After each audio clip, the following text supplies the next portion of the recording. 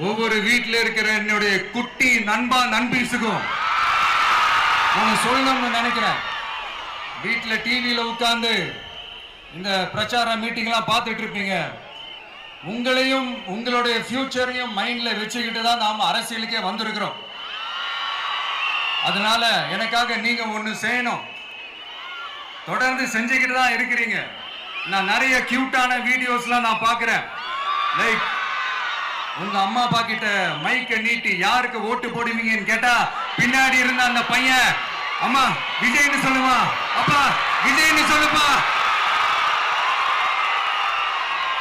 அப்படின்னு நிறைய அந்த கியூட்டான வீடியோஸ்லாம் பார்க்கிறேன். அதை தொடர்ந்து தயவு செஞ்சு அதை தொடர்ந்து கண்டினியூ பண்ணுங்க.